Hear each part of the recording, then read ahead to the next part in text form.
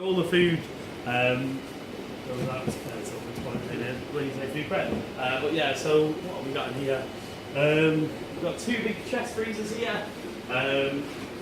This big one here has got all our whole food in, or whole fish rather. So big fish like roach, mackerel, whiting, scrap. That's the big fish that will feed to the sharks and all sorts. A bit of whiting there. We've even got crabs in here for our octopus. Chips and mice in here for the new snakes, the Jurassic Ranger. This one here, up at the top, this is Ernie's gel diet. So Ernie gets one of these a day. We make that here. So we got it's an algae supplement, and then we've got something called natural turtle mix in there, which is essentially lots of crustacean shells, because there's lots of calcium in there. And we mash it all up, give it a little quick freeze, and that's his little supplement for the day. We've got squid in here as well, loads of stuff. Each squid is part of our small feed as well. So we'll take some squid tentacles around, and that's what we feed most of the displays with.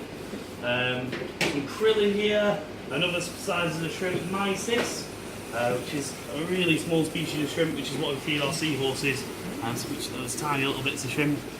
Yeah, so the seahorses get fed 4 times a day, so they get a squirt of mysis every sort of 2 hours or so.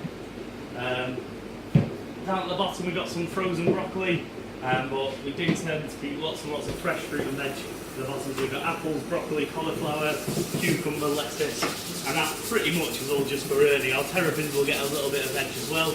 And we also put, you might have seen there's a cage at the top of where where you did your sea trap. So that's called the grazer cage. Essentially we cable tie some veg into there. The cage is just so Ernie can't get to it. But lots of fish are what we call grazers, so I'll use that to have a little bit of a nibble at some of the veg. And then up at the top is where we've got all the food ready to go out throughout the day. So this is pretty much all that's left to do. We've got one last feed for Ernie, so Ernie gets 3 feeds throughout the day. He gets 10:30, 1 o'clock, and then this is his 4 o'clock section here. And then this is for other creatures that are on the same target as he is. So at the same time we feed Ernie, we feed a couple of other creatures. So Bonaparte, the big blue guy with the googly eyes, and then Tess is the little banded bamboo shark, that brown. The one's always sleeping. Yeah, exactly, that's the one. So yeah, not much else in here, in the fridge. Because of Jurassic Range as well, we've got some Breagle, we've got crickets for our bearded dragons, we've got a snake up there, all sorts of stuff going on. So this is part of our small feed, these ones here. So a small feed is essentially just a mixture of different feeds that we can take around in a tray and feed most of the displays with. So you've got pellets and flake here. So if you've had fish before, you probably have used one of these too, some flakes or pellets. So exactly the same stuff in there, whole fish, mixed up with some immuno boosters and some vitamins, pretty much everything a fish needs. The only difference between pellets and flakes is, once you put pellets in the water, they sink straight to the bottom, whereas flakes, you pop them in, they float nice and slowly, and they give surface feeders and things a time to get to them. We've got a vegetarian option as well, which is this is one of our grazer. So, lots of fish, like I say, are grazers. So for example, our rabbit fish, we actually use a little rock for those. But what they do is they have really goopy teeth, and they use that to scrape bits of algae off the rocks. Algae is a really messy food source. So if we were to use that here, our displays would go completely green and horrible. Instead, we filter out our nitrates, which will make the algae grow, and we scrub it off the rocks, and instead we replace it with some compressed algae like this. It's just a little bit more neat and tidy. So our rabbit fish can come along and graze on that if they want to. Pretty easy stuff. We've got some crickets here as well, who are our bearded dragons. Not bearded dragons, our horned dragons. There it goes, I don't like that. And they end up going everywhere. Something crawling all over the floor. Yes. And we've got some live feed as well. There's the crickets, this is Artemia. And so essentially seedlings really. We get them in little cysts. So little eggs like this. And then after a bit of jiggery pokery, oh, that one's not even open. That's how fresh that one is. There we go. So we get them in cysts just like that. So it literally just looks like a powder, but that's their eggs. After a bit of jiggery pokery, so light, heat, oxygen in the water, they'll hatch out. And then once they've hatched, we keep a couple to mature over here. Some of the larger creatures, enemies. A live feed, it might seem a little bit mean, but it's really, really useful for feeding things like jellyfish and anemones and things like that. Because you can't really give a jellyfish a tablet. So instead, what we can do is we can give them something called live food enrichment. Essentially something that we feed to the Artemia, that then will get fed to the jellyfish. So everything that we give to the Artemia eventually gets absorbed by the jellyfish. So again, it seems a bit mean, but it's the only way our jellyfish can get their nutrients. Anything else in the food prep? We've got all our target feeds in here, our target boards. So a lot of the larger animals, particularly the ones in the tropical ocean, the one that you're having a wander around in, we use what's known as a target feed or a stick feed, because it's a lot easier to keep track of what they're eating. So for example, Ernie is fed using a little whiteboard like that. So it's a bit bigger than this, obviously, but it's a big round whiteboard that we pop in the water. Once Ernie sees it, he swims straight up. We use our very aptly named turtle grabber here to pick up the bits of lettuce or whatever we're feeding him for the day, or we'll feed him straight from the water, from the top there. The reason we do it, like I say, helps us keep track of what they're eating. So Ernie gets about 1 kilogram of food each day. So if we were to grab all of that and chuck it into the top of the tropical ocean, the fish and the sharks are a little bit quicker than Ernie is. Ernie might go a bit hungry. So it helps us keep track of that. It also means that 3 times a day we get to go nice and close to Ernie, make sure he's looking nice and healthy, nice and happy. No marks to show, anything like that. Plus, if the vet ever needs to visit him or anything like that, we take him out of the water. It's a lot less stressful for him and for the dive team as well, who will like to actually chase him around as well. But there's loads of different target and stick feeds. In fact, the ladders that you went down to Sea Trek is actually a target for the rays in there. So you have a big whiteboard that we hook over those stairs, and a big black line down the middle, and the rays know that that's where their food comes from.